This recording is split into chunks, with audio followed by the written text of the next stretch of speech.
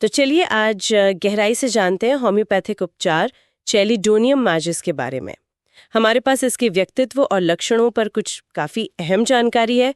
कोशिश रहेगी कि इसके मुख्य पहलुओं को समझें और ये भी देखें कि ये लाइकोपोडियम जैसे मिलते जुलते उपचारों से कैसे अलग है। शुरू करें। हाँ बिल्कुल, चेलिडोनियम की प्रोफाइल काफी इंटरेस्टिंग है। अच्छा, तो जो जानकारी हमारे पास है वो बताती है कि चेलिडोनियम व्यक्तित्व वाले लोग काफी दमदार होते हैं, दूसरों पर हावी होने की कोशिश करते हैं, हाँ। अपनी राय थोपते हैं भले ही उन्हें उस विषय की पूरी जानकारी ना हो, और अगर कोई उनकी सलाह ना माने तो अपमानित महसूस करते हैं।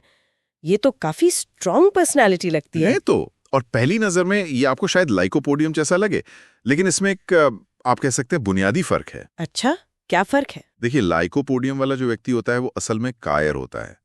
वो अपना दबदबा सिर्फ उन पर दिखाता है जिन्हें वो कंट्रोल कर सकता है, जैसे बच्चे हो गए या अपने मातहत काम करने वाले। चेलिडोनियम ऐसा नहीं है। ये अपने सीनियर्स पर भी, अपने बॉस पर भी उतनी ही आसानी से अपनी राय ठोपेगा जितनी अपनी जूनियर्स पर। वो अपने अधिकारों के लिए, अपने विचारों के लिए लड़ने से हिचकिचाएगा नहीं। तो ये दबदबा डर की वजह से नहीं है, लेकिन ये जो दूसरों के लिए चिंता की बात है, क्या वो सच्ची हमदर्दी होती है? ये थोड़ा पेचीदा है। चिंता तो होती है, पर अक्सर ऐसा लगता है कि वो सहानुभूति से ज्यादा शायद किसी अपराध बोध से आती है। अच्छा। और हाँ, वे किसी की मौजूदगी में भी उसकी आलोचना करने से बिल्कुल नहीं हिचकिचाते। अगर उनकी सलाह नहीं मानी तो पहले तो उन्हें अपमानित महसूस होगा, फिर वो उस व्यक्ति में रुचि खो देंगे। उनका ध्यान ज्यादातर काम पूरा करने पर होता है। किसी को गहराई से समझना या उसकी सेवा करना वो शायद प्राथमिकता नहीं है। ऐसा लगता है कि उनके अंदर कोई गहरी असुरक्षा है जिसे वो दूसरों की मदद करके या उन पर हावी होकर एक तरह से पूरा करते हैं। इससे उन्हें सुरक्षा और संतुष्टि मिलती है। ये दिलचस्प है कि कैसे एक अंदरूनी असुरक्षा बाहर से इतने हावी होने वाले व्यवहार में दिख सकती है। यहाँ ये भी लिखा है कि वे किसी एक व्यक्ति से, जैसे अपने पति या पत्नी से, बहुत मजबूती से जुड़ जाते हैं और उनके लिए काफी चिंतित रहते हैं। हाँ बिल्कुल, ये भी देखा गया है। और वो काफी यथार्थवादी और व्यवहारिक होते हैं। बहुत ज्यादा बौद्धिक सोच विचार या भावनाओं का विश्लेषण, इन सब से बचते हैं। कुछ हद तक उन्हें आप उदासीन या आलसी भी कह सकते हैं। ज्यादा भावुक नहीं होते, स्नेह आसानी से नहीं जताते, लेकिन हाँ, दूसरों से ये उम्मीद जरूर रखते हैं कि वे उनके प्रति कोमल रहें, स्नेह दिखाएं। अब अगर शारीरिक लक्षणों पर आएं, हाँ। तो ये मुख्य रूप से लिवर की रेमेडी बताई गई है। हाँ। त्वचा पर पीलापन या तांबे जैसा रंग आ सकता है। हाँ, लिवर से इसका बहुत गहरा संबंध है। और लक्षण सुबह के समय बिगड़ते हैं।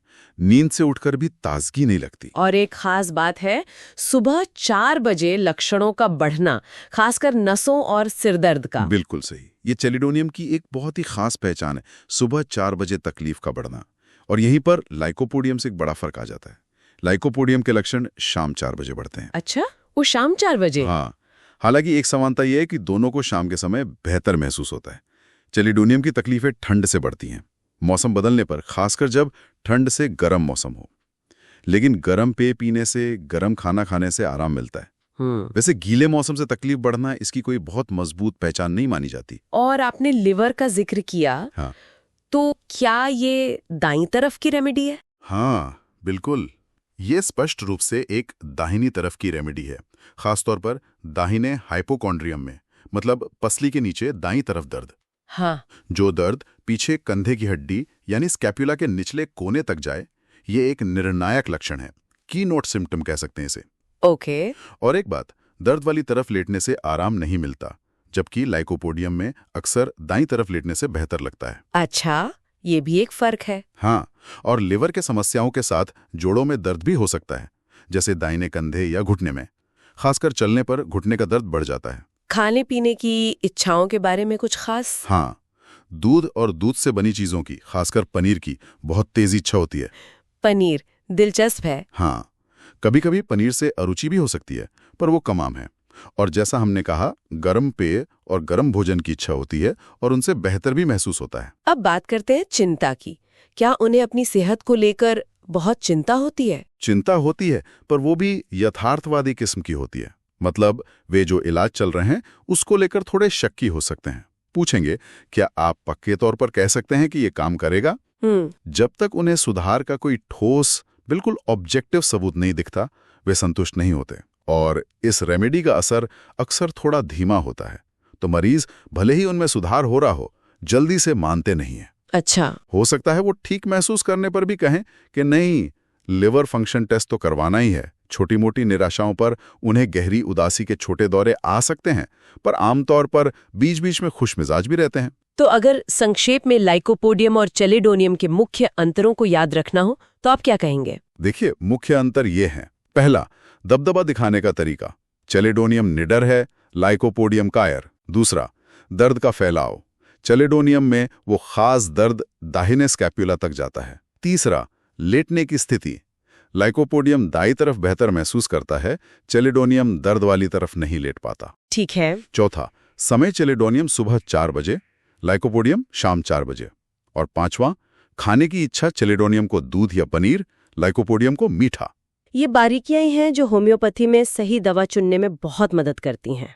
बिल्कुल, बहुत अच्छे से समझाया आपने। तो हमने चेलिडोनियम के बारे में काफी कुछ जाना।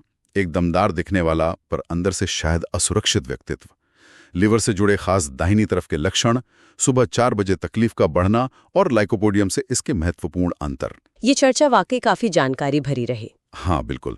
और यहाँ एक सवाल मन में आता है सोचने के लिए कि चेलिडोनियम वाले लोग इतने यथार्थवादी होते हैं और सुधार के दौरान भी उनमें वो संदेह बना रहता है।